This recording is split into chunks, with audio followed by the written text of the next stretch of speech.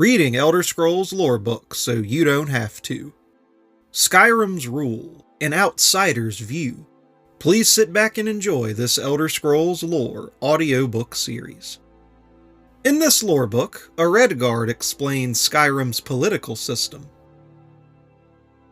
In my travels, and they have been many, I have encountered many strange peoples and cultures in many different provinces of the Empire. And in each, I have found a method of governing and customs of leadership unique to that particular province. In Blackmarsh, for example, the Argonian king relies upon his shadow-scale assassins to eliminate threats secretly, without the common knowledge of his people. In the imperial province of Cyrodiil, the emperor may rule directly, but the power granted to his elder council cannot be understated. During a recent journey to Skyrim, that harsh, frozen realm of the Nords, I was able for the first time to witness the unique manner of rule of this strong, proud people. It would appear that the entire province of Skyrim is separated into territories known as holds, and each hold finds its seat of power in one of the great ancient cities. And in each of those cities, there rules that hold's king, known as a Jarl. The Jarls of Skyrim are, as a whole, a fierce sight indeed, sitting on their thrones, ready to administer justice, or send their forces out to quell some local threat, be it a pack of feral wolves or a terrifying giant that has wandered too close to a settlement. In observing these Jarls, I found each to of course have his or her own personality and leadership style. But what I perhaps did not expect, especially considering the Nord leaders' unfair reputation as barbarians or uncivilized chieftains, was the formal structure of each Jarl's court. For while that hold's leader may be the one to sit on the throne, there is also a collection of functionaries who serve very specific and important roles.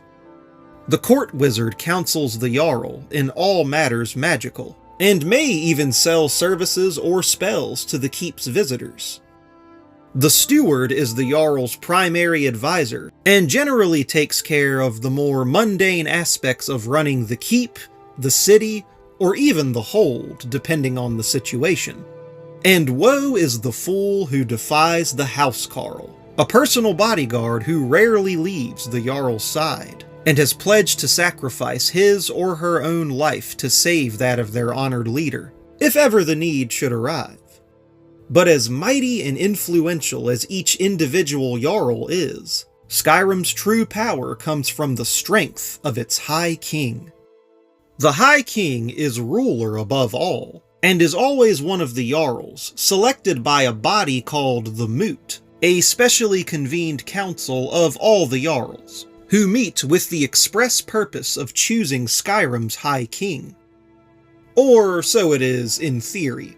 The reality, however, is that the High King swears fealty to the Emperor, and as Solitude is the city most directly influenced by imperial culture and politics, the Jarl of Solitude has served as High King for generations. The Moot, therefore, is more formality and theater than anything else. But as I prepared to leave Skyrim, I could feel a change in the air, sense the trepidation of some of the good Nord people.